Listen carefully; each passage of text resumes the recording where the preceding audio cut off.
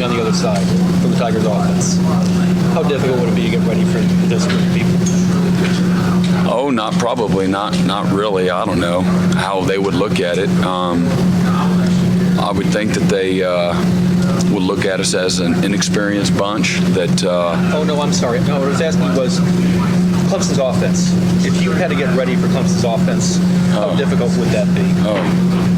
It's very difficult. Obviously, their ability to run the ball effectively with a dual threat guy that's, I guess that's not really, Deshaun didn't want to be a dual threat guy. As a great quarterback, can throw the ball, he can improvise and extend plays. They have designed quarterback run game, which forces other issues schematically on defense, and then some terrific wideouts that all have different skill sets, size, speed, explosiveness, and then a tight end too that can attack you over the middle. That's a tough matchup for a linebacker. So, and then again, we've been a year ago with a real young offensive line. I think we had every offensive lineman. We lost a couple, but we had every offensive lineman make all ACC, which is unheard of. They're very sound on what they do and protection and the run game. So, I know what it's like. It's not like what is it like or what would it be like. I know what it's like. It's tough. It can be humbling at times, but Auburn's got good players. I mean, they don't have a bunch of slaps. They got players. They've recruited really, really well on both sides of the ball, and they've got a veteran group over on defense too. And again, as with everybody, it all starts up front. So they probably have some opportunities where they feel like they can neutralize some of our strengths too. Do you feel like with Sean at the quarterback, do you feel like you can now just focus in on him, or you just went ahead and just said, I'm going to still focus on all three guys? We expect to see, that there's a chance to see any of them. And Sean White's a terrific player. We recruited Sean. I recruit South Florida. And I remember I still got the video on my iPhone of him making some throws in 7-on-7 while I was at practice while he was at Chaminade at the time before he transferred. And bringing them back to our offensive guys, very impressive. Got a quick release, really anticipates the holes in coverage, and tough guy, smart, competitive, sneaky, quick, a little bit like Schuessler, can get him out of trouble. Very confident and firm and strong in the pocket. You can tell he trusts the guys around him, and I know he got a snake bit, had the injury during the season a year ago, but all their losses, even when he was the starter or not, and of course he came and he got after Kentucky, but they're very competitive into the fourth quarter, one-score games, whether it was Alabama, who won the national championship, with their opportunities to win that game, or a team like Ole Miss or Mississippi State,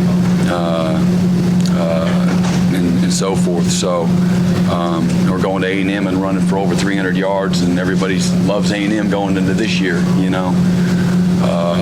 It's a sleeper pick by a lot of people, I believe, and they manhandled them at A&M for over 300 yards rushing. So Sean's a good decision maker. It's not a real surprise to us that he's named a starter. He's a quality player. Beat out Deshaun at the Elite 11 as the top quarterback. So, and he's got that it. He's a very good leader.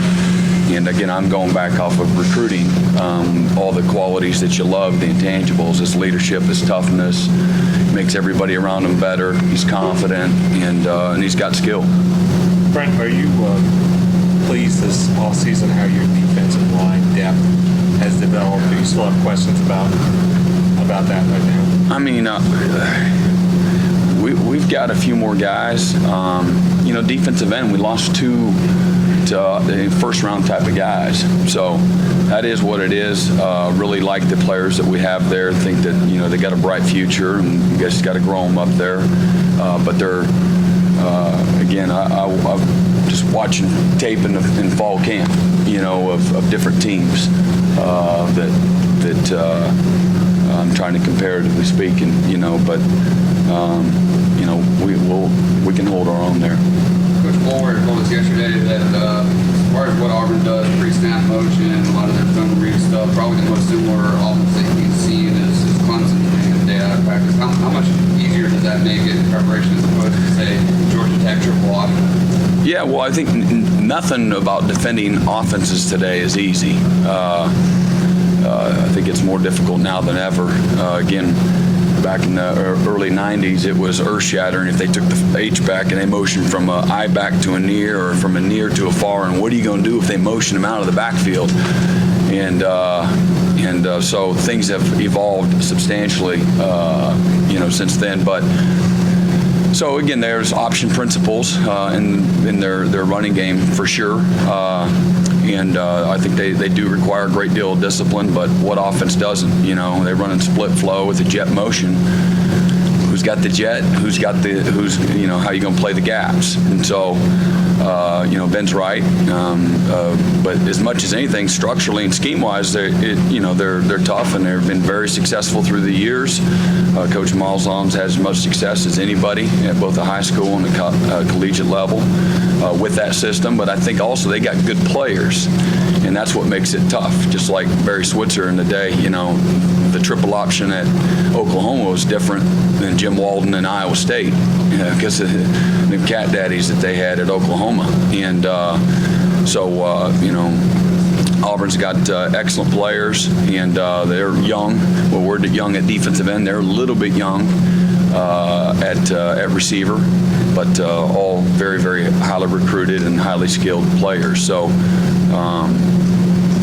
every week presents different challenges, and this has got both a mental and a physical challenge to it.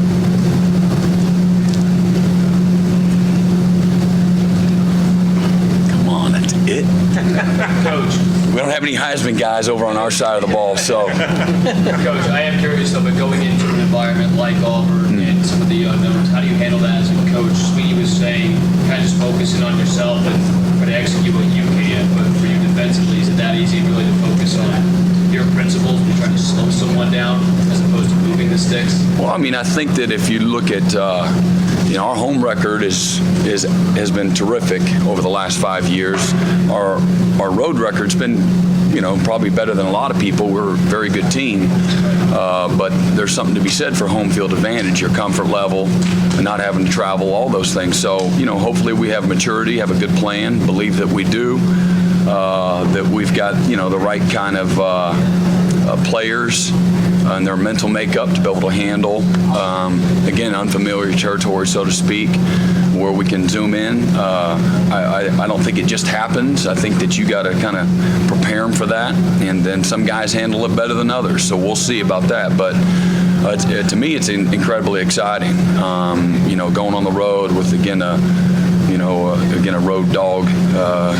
Like dog, not like underdog. I'm just mean that dog mentality that you got to have on defense. You go on the road, you got to play great on defense and special teams to have a chance to win a game. And that's got to be a mindset and an edge, a toughness, a focus to expect to win. That's what it's going to take. And it's an enormous challenge, but something that's, again, incredibly exciting.